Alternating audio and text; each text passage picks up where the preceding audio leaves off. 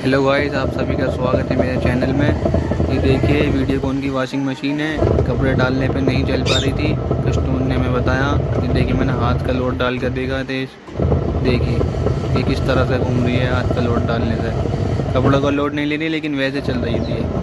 अब इसका जो पल्सलेटर है ना, पल्सलेटर की जो गरारी है वो गोल हो गई है। ये देखिए, अब मैंने पल्सलेटर चेंज कर दिया दूसरा। अब ये देखिए मेरा हाथ को किस तरह से ये पहले राउंड से कैसे घूम रही है।